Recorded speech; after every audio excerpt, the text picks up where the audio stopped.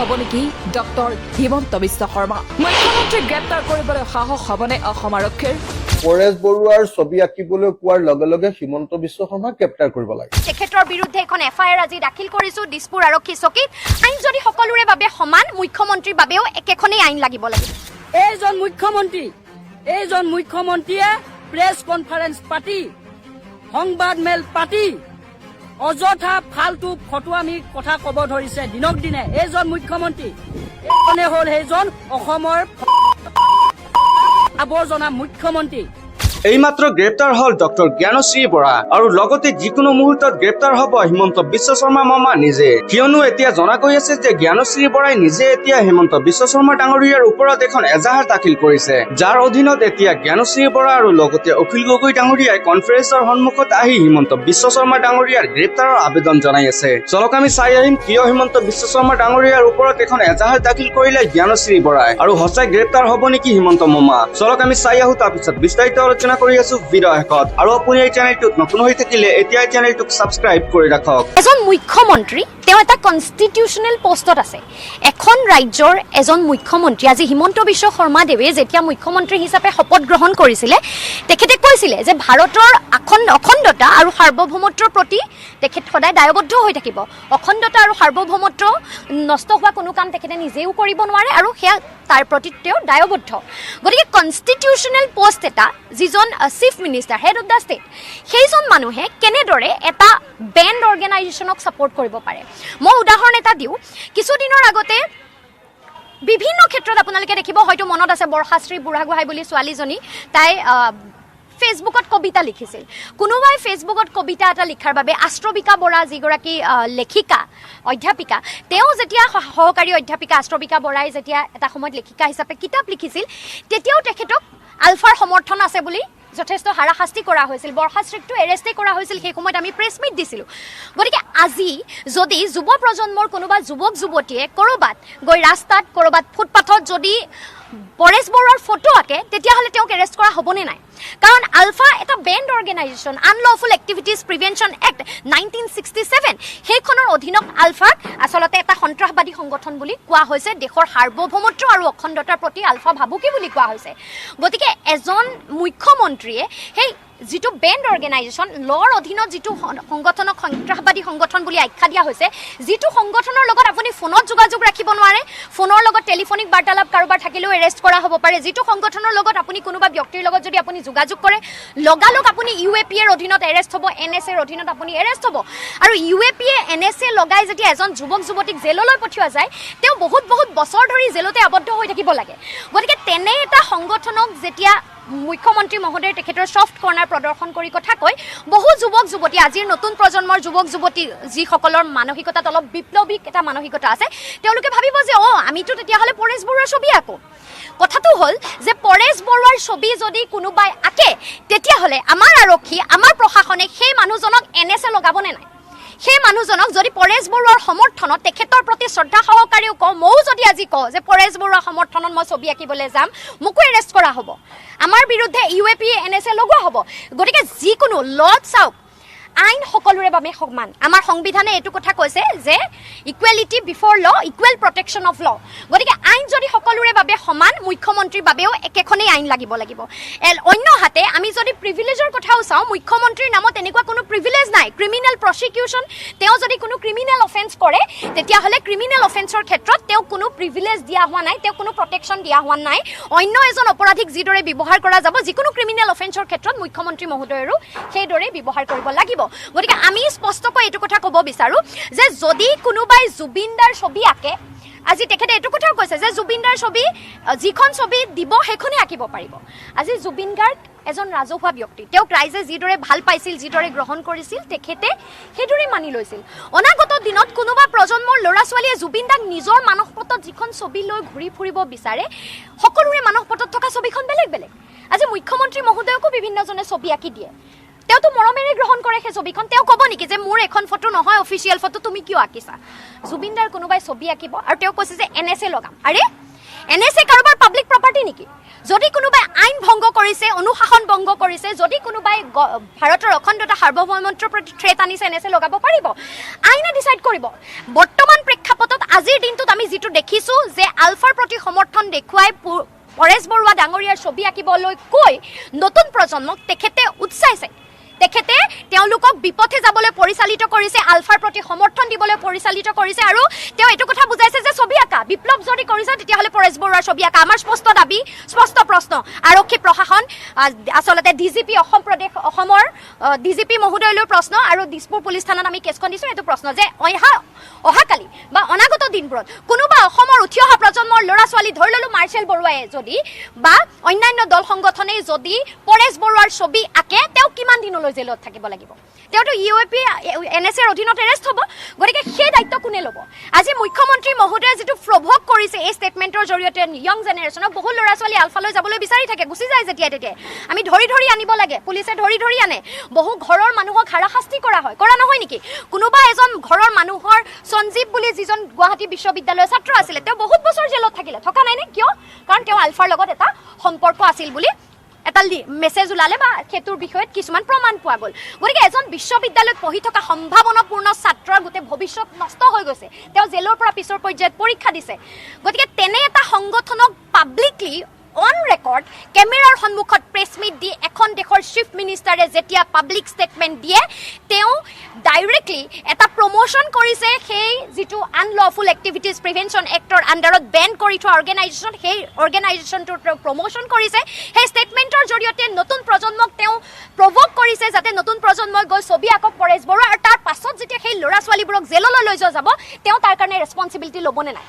আমি আৰক্ষী প্ৰশাসন ডিজিপি মহোদয়ক এইটো স্পষ্টকৈ কওঁ যদি কাইলে কোনোবাই আলফাৰ নামত কবিতা লিখিলে কোনোবাই ছবি আঁকিলে কোনোবাই আচলতে আলফাৰ প্ৰতি সমৰ্থনৰ এটা বাক্য লিখিলে এৰেষ্ট কৰে তেতিয়াহ'লে মুখ্যমন্ত্ৰী মহোদয়ৰ এই পাব্লিক ষ্টেটমেণ্টৰ ক্ষেত্ৰত ডিজিপিৰ কি ষ্টেণ্ড হ'ব অসমৰ প্ৰশাসনৰ অসমৰ আৰক্ষীৰ কি ষ্টেণ্ড হ'ব এইটো আমাক জানিব লাগিব কাৰণ সাংবিধানিক পদমৰ্যাদাত এখন ৰাজ্যৰ মুখ্যমন্ত্ৰী হিচাপে যেতিয়া এজন ব্যক্তি থাকে তেওঁৰ যথেষ্ট দায়বদ্ধতা থাকে তেওঁ যিকোনো আৱেগিক কথাৰ বহিঃপ্ৰকাশ কৰিব নোৱাৰে আজি মই অৰ্থ লোৱা নাই আজি অসমৰ যুৱ প্ৰজন্মই শপত গ্ৰহণ কৰা নাই কিন্তু মুখ্যমন্ত্ৰী মহোদয়ে সংবিধানৰ নামত শপত গ্ৰহণ কৰিছে গতিকে সংবিধানৰ নামত শপত গ্ৰহণ কৰি সংবিধানৰ প্ৰতি ভাবুকি অনা কোনো কাম তেখেতে কৰিব নোৱাৰে আৰু তেখেতে কৰিছে গতিকে আমি তেখেতৰ বিৰুদ্ধে এখন এফআইআৰ আজি দাখিল কৰিছোঁ দিছপুৰ আৰক্ষী চকীত আৰু আমি দাবী কৰিছোঁ যে ইকুৱেলিটি বিফৰ ল ইকুৱেল প্ৰটেকশ্যন অফ ল সকলোৰে বাবে সমান ৰুল অফ ল লাগিব লাগে তেওঁৰ বিৰুদ্ধে ক্ৰিমিনেল প্ৰচিকিউশ্যন হ'ব লাগে যদি বেলেগে আলফাক ছাপৰ্ট কৰিলে বেলেগে আলফাক ছাপৰ্ট কৰি ছবি আঁকিলে কবিতা লিখিলে এনএছএ লাগে ইউএপিএ লাগে তেন্তে মুখ্যমন্ত্ৰীৰ বিৰুদ্ধেও লাগিব লাগে আৰু তেখেতে এনেধৰণৰ কাম কাজৰ পৰা বিৰত থাকিব লাগে কিছু ঘণ্টা পূৰ্বে সন্মানীয় মুখ্যমন্ত্ৰী ডাঙৰীয়াৰ এটা ষ্টেটমেণ্ট পালোঁ গণেশগুৰিৰ ফ্লাইঅভাৰ ছবিখনক লৈ পেলাই তাত কিছুমান কথা মই ক'ব বিচাৰিছোঁ তেওঁ চাগে ভুল বুজি আছে যেনেকৈ ছবিখন জুবিনদাৰ দৰে হৈছে নে নাই আৰু মই SFI নেকি এনেকুৱা ধৰণৰ কিছুমান কথা ওলাইছে সেইবোৰ একেবাৰে নহয় মই আচৰিত হৈ গৈছোঁ যে মই SFI কেনেকৈ হৈ গ'লোঁ ছবিখন সেইদিনা মই গণেশগুৰিৰ কি কয়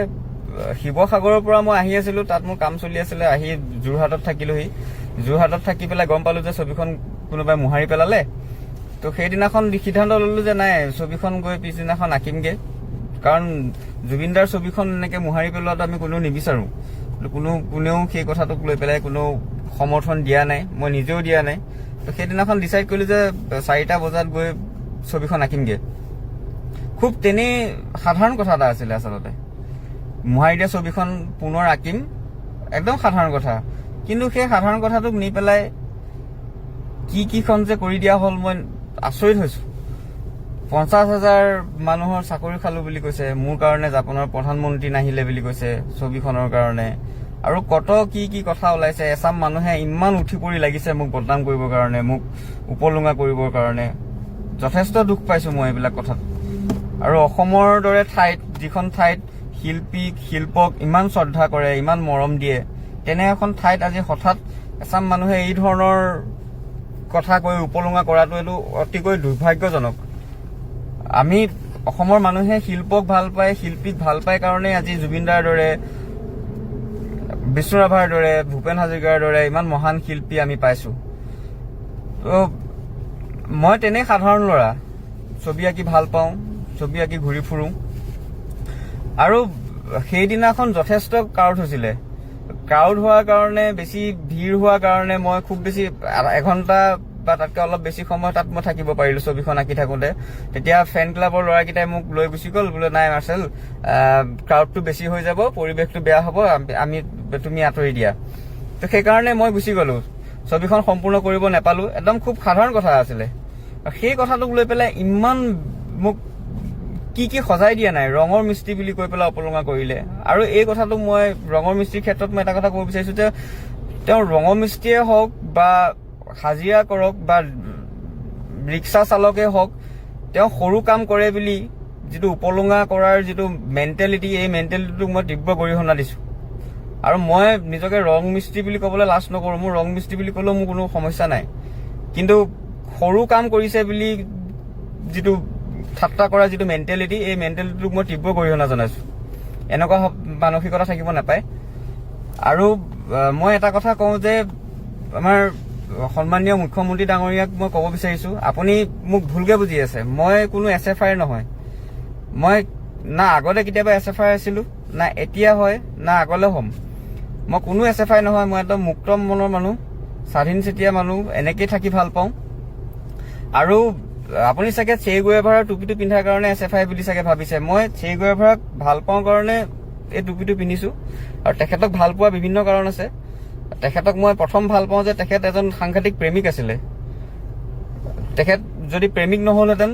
তেখেতে চাগে সেই সাধাৰণ মানুহৰ কাৰণে ইমান ডাঙৰ এখন সংগ্ৰাম নকৰিলেহেঁতেন তো সেই প্ৰেমৰ প্ৰতীক হিচাপে মই এই টুপিটো সদায় পিন্ধোঁ আৰু সেইধৰণে সদায় পিন্ধিম আৰু এই ক্ষেত্ৰত আপুনি মোক আকৌ এবাৰ কৈছোঁ আপুনি মোক ভুলকৈ বুজিছে মই কোনো SFI নহয় কোনো সংগঠনৰে মানুহ মই নহয় আৰু আজিলৈকে কোনো দল সংগঠনক মই কেতিয়াও অপেনলি ছাপোৰ্ট কৰা নাই আৰু এটা কথা কওঁ সেইদিনাখন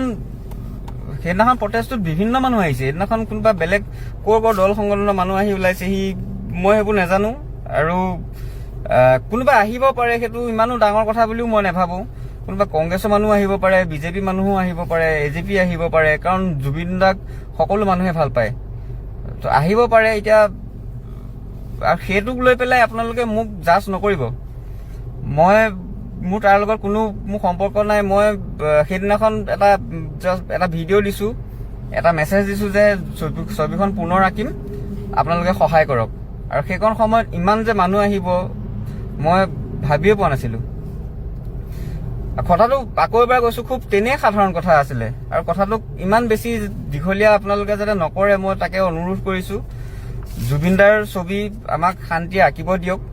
আমি কেতিয়াও বেয়া ইম্পেক্ট পেলাব চেষ্টা কৰা নাই জুবিন দাই যি ভাল পাইছিলে জুবিন দাই যি আদৰ্শৰ কথা কৈছিলে আমি সেই ধৰণে সেই আদৰ্শ সেই চিন্তাধাৰাক বুকুত লৈ পেলাই আমি এখন ধুনীয়া জুবিন দাৰ মৰমৰ অসম গঢ়াৰ আমি সপোন দেখিছোঁ তেওঁৰ সপোন আমি সেই ধৰণে আমি পূৰণ কৰিম সেই বুলি মই বিশ্বাস কৰোঁ আৰু ইয়াত মোৰ ক'ব লগা সিমানেই আৰু ভৰলুৰ কথাটো মই এটা ক'ব খুজিম যে ভৰলুৰ কথাটো খুব তেনেই সাধাৰণ আছিলে যে গছ কাটিছে গছৰ কাৰণে প্ৰতিবাদ গছ নাকাটিব বুলি প্ৰতিবাদ কৰিছোঁ আৰু তাতো বিভিন্ন মানুহ আহিছিলে ইয়াত যেনেকৈ মানুহ আহিছে তাতো তেনেকৈ মানুহ আহিছে আৰু জুবিন দা নিজেও দীঘলী পুখুৰীত আহিছিলে গছ কটাৰ বিৰোধ কৰিবলৈ আৰু গছ কটাটো কোনো মানুহে ভাল নাপায় ময়ো তাক সমৰ্থন কেতিয়াও নজনাওঁ গতিকে এইটো খুব সাধাৰণ কথা আছিলে মই বুজি নাপাওঁ কথাবোৰ নি পেলাই ক'ত পোৱাইগে কি কৰি দিয়েগৈ আচৰিত লাগিছে আকৌ এবাৰ কৈছোঁ যে আপুনি মোক ভুল বুজি আছে মই কোনো SFI নহয় কোনো দল সংগঠনৰ লগত মোৰ কোনো সম্পৰ্ক নাই আৰু মই সকলোকে এটা কথা কওঁ মই সকলোকে মানুহ হিচাপে চাওঁ মই কাকো কেতিয়াও সি বিজেপি সি কংগ্ৰেছ বা সি কোনোবা বেলেগ দল কোনোবা সংগঠন সেই ধৰণৰ টেগ লৈ পেলাই মই কাকো নাচাওঁ আৰু ঠিক তেনেকৈ মোৰ লগত বিজেপি মানুহো মোৰ আপোন মানুহ আছে মোৰ লগৰ বহুত ভাল বন্ধু বিজেপিতো আছে কংগ্ৰেছত আছে বিভিন্ন দল সংগঠনত আছে আৰু এতিয়া মই সিহঁতৰ লগততো আৰু কথা নপতাকে থাকিব নোৱাৰো তো যিয়ে নহওক বন্ধুসকল আপোনালোকে ভিডিঅ'টো শেষ চোৱাৰ পিছত আচলতে বুজি পালে যে জ্ঞানশ্ৰী বৰা আচলতে কিয় এজাহাৰ কৰিলে হিমন্ত বিশ্ব শৰ্মা ডাঙৰীয়াৰ ওপৰত আৰু সঁচাই জ্ঞানশ্ৰী বৰা গ্ৰেপ্তাৰ হ'লনে আৰু লগতে হিমন্ত মামা কেতিয়া গ্ৰেপ্তাৰ হ'ব তো যিয়ে নহওক বন্ধুসকল ভিডিঅ'টো সম্পূৰ্ণ চোৱাৰ পিছত আপোনালোকৰ অতি মূল্যৱান মন্তব্যটো কি এইটো কমেণ্ট বক্সত জনোৱা আৰু ভিডিঅ'টো ভাল লাগিলে এটা লাইক মাৰি চেনেলটো ছাবস্ক্ৰাইব মাৰি অৱশ্যই ভিডিঅ'টোক এটা শ্বেয়াৰ মাৰি দিবা ধন্যবাদ।